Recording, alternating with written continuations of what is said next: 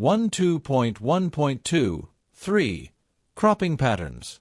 Different ways of growing crops can be used to give maximum benefit. Mixed cropping. Definition: growing two or more crops simultaneously on the same piece of land. For example, wheat plus gram, or wheat plus mustard, or groundnut plus sunflower. This reduces risk and gives some insurance against failure of one of the crops.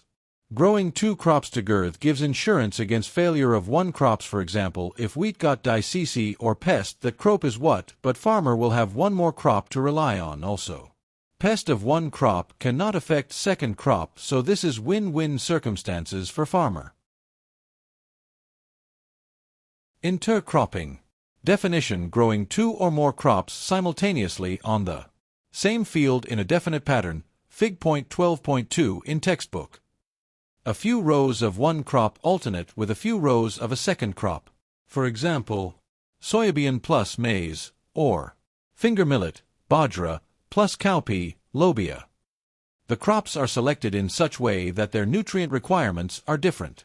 This way we ensures maximum utilization of the nutrients supplied as fertilizer or manure.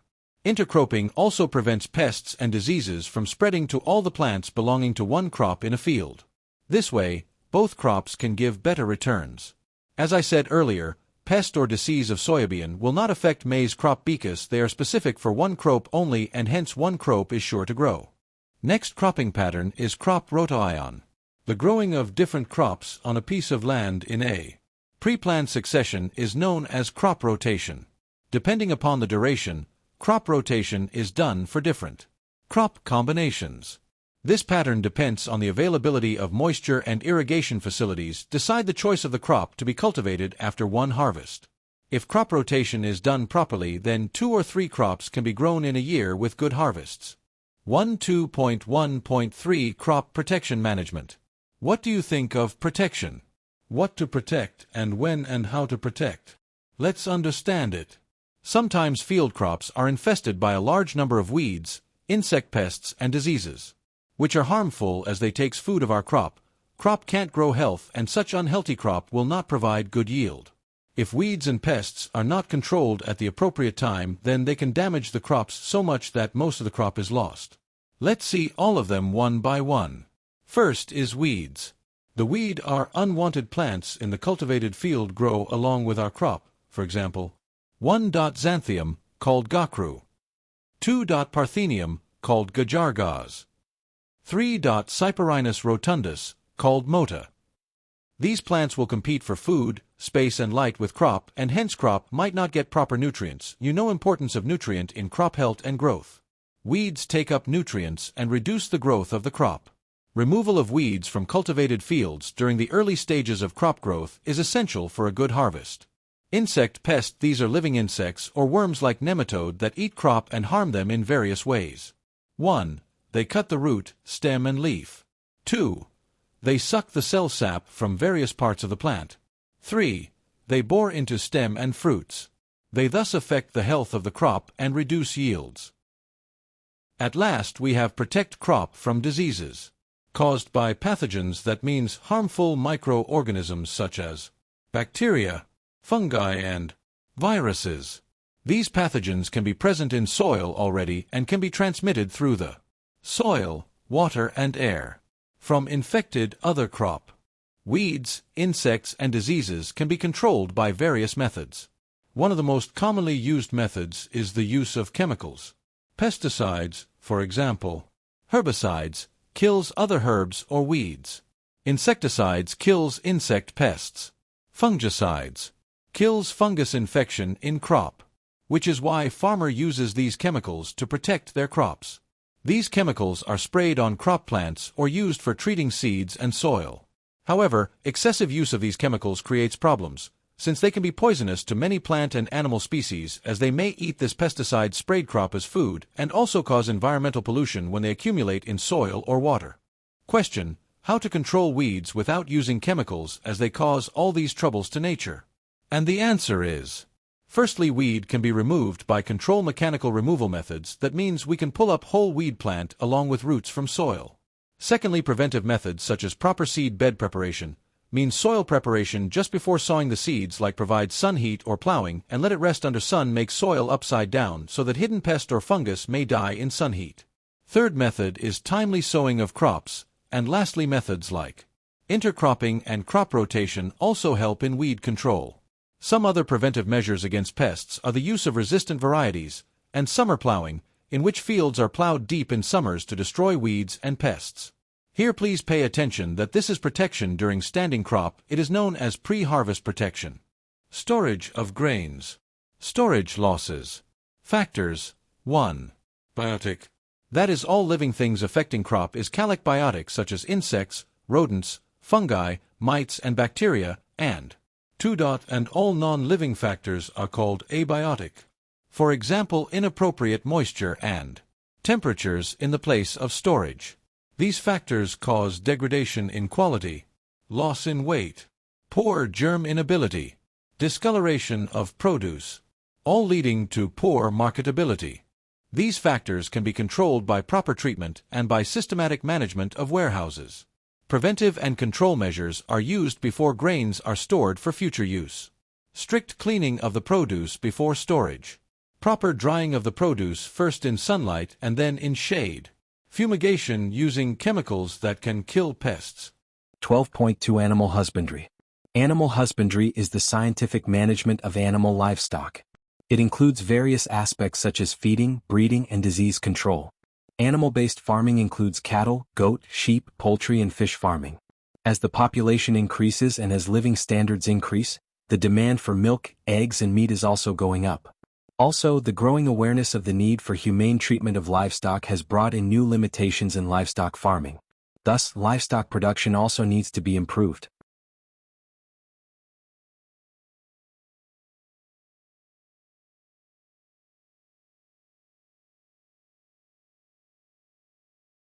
One 2.2.1 Cattle farming. Cattle husbandry is done for two purposes. 1. A milk. 2. Draft labor for agricultural work, such as tilling, irrigation, and carting. Indian cattle belong to two different species. 1. Bos indicus cows. 2. Bos bubalis buffaloes. Milk-producing females are called milch animals, dairy animals, while the ones used for farm labor are called draft animals. Lactation period, meaning the period of milk production after the birth of a calf. Milk production depends to some extent on the duration of the lactation period, so milk production can be increased by increasing the lactation period.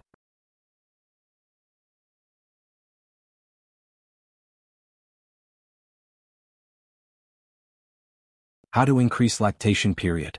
Exotic or foreign breeds. For example, Jersey, Brown Swiss. Long lactation periods. Local breeds. For example, Red Sindhi, Sahoul. Show excellent resistance to diseases. The two can be crossbred to get animals with both the desired qualities.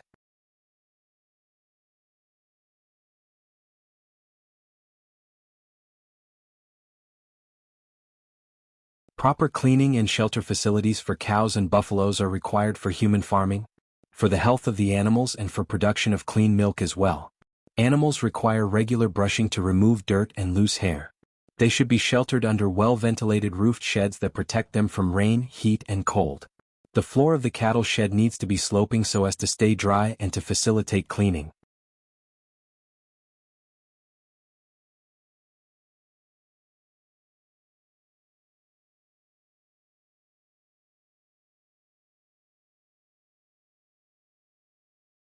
The food requirements of dairy animals are of two types. A. Maintenance requirement, which is the food required to support the animal to live a healthy life. B. Milk-producing requirement, which is the type of food required during the lactation period. Animal feed includes A. Roughage, largely fiber. B. Concentrates, low in fiber. Relatively high levels of proteins and other nutrients.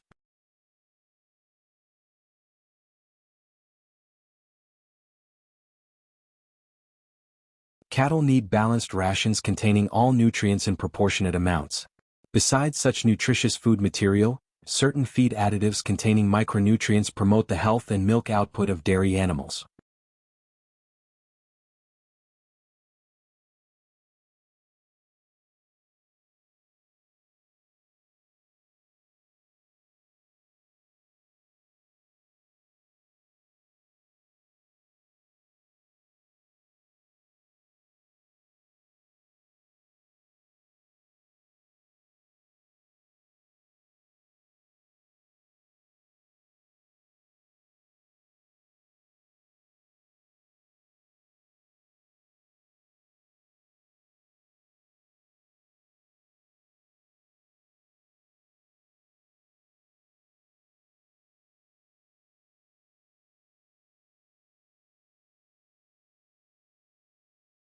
Cattle suffer from a number of diseases. The diseases, besides causing death, reduce milk production. A healthy animal feeds regularly and has a normal posture. The parasites, the external parasites and internal parasites.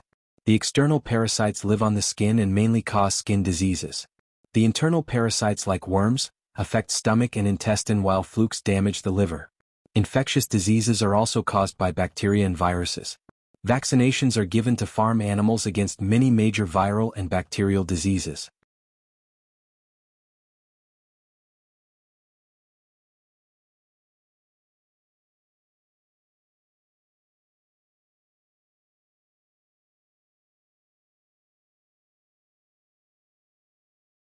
(12.2.2) Poultry farming. Poultry farming is undertaken to raise domestic fowl for egg production and chicken meat. Poultry breeds are developed egg layers and broilers for meat.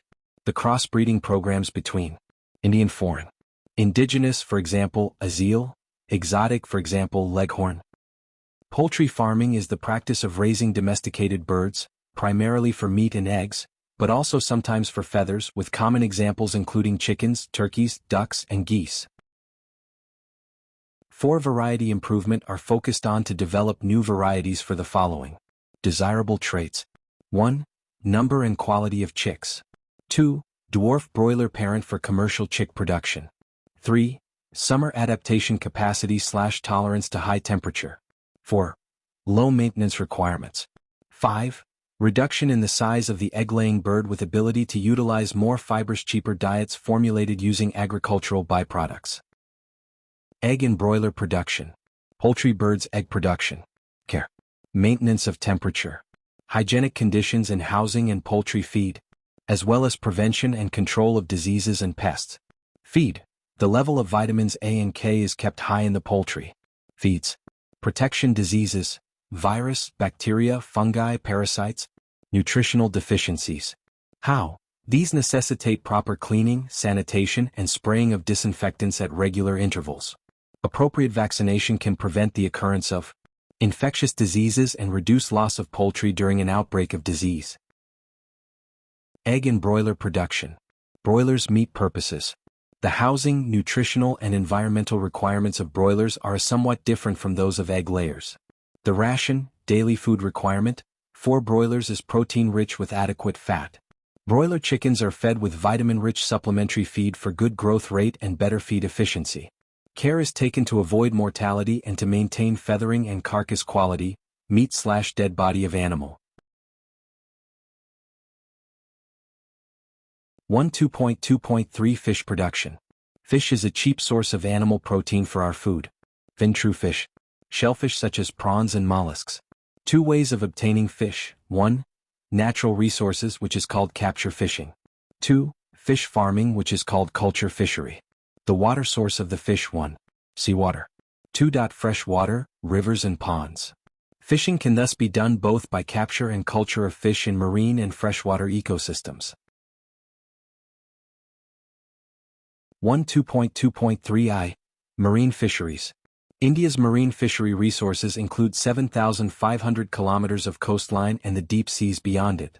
Popular marine fish varieties include pomfret, mackerel, tuna, sardines, and Bombay duck. Marine fish are caught using many kinds of fishing nets from fishing boats. Yields are increased by locating large schools of fish in the open sea using satellites and echo sounders.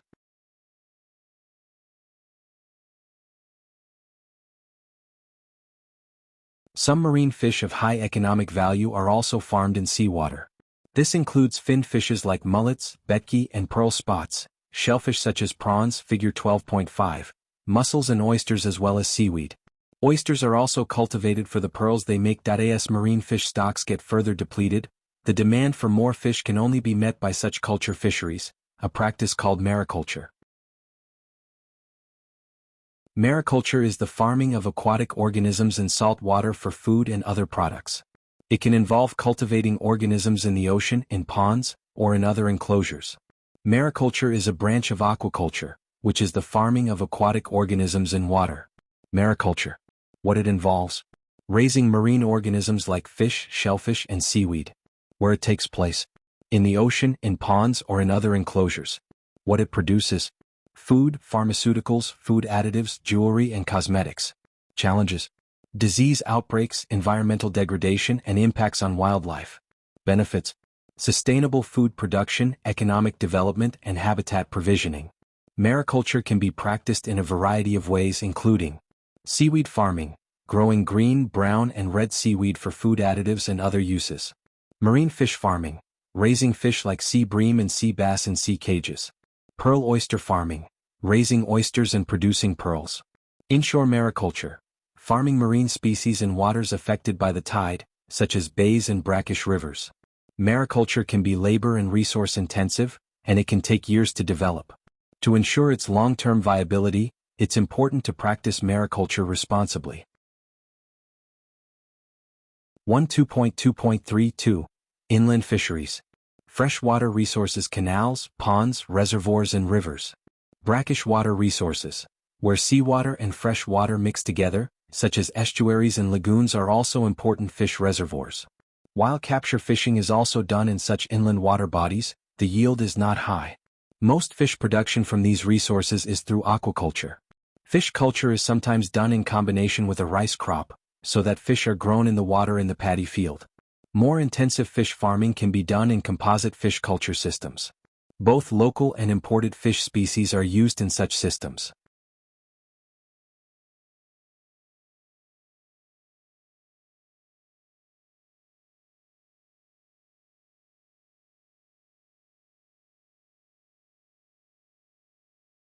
Inland fisheries encompass the extraction of fish and other aquatic organisms from freshwater bodies like rivers, lakes, ponds, and reservoirs, playing a vital role in food security, livelihoods, and biodiversity. Here's a more detailed look at inland fisheries. What are inland fisheries? Definition: inland fisheries refer to any activity conducted to extract fish and other aquatic organisms from inland waters, including rivers, lakes, ponds, reservoirs, and other landlocked waters. Importance: they are a crucial source of food, nutrition, and income for communities worldwide, particularly in developing countries. Types: inland fisheries include both capture fisheries, catching fish in their natural habitat, and culture fisheries, fish farming.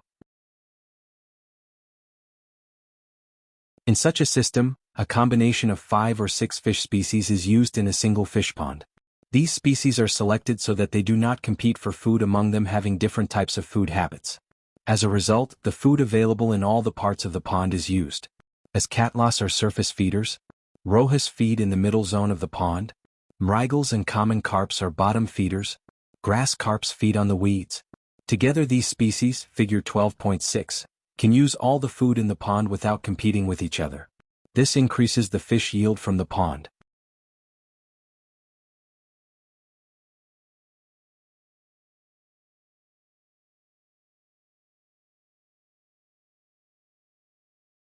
One problem with such composite fish culture is that many of these fish breed only during monsoon.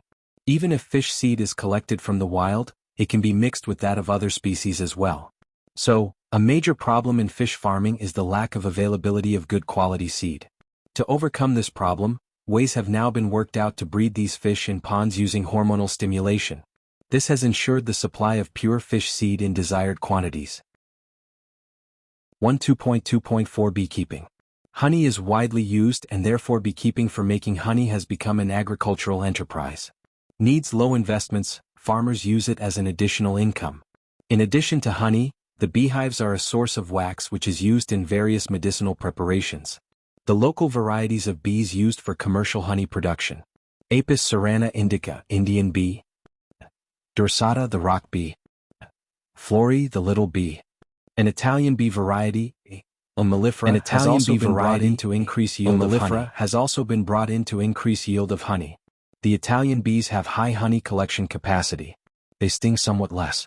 They stay in a given beehive for long periods, breed very well.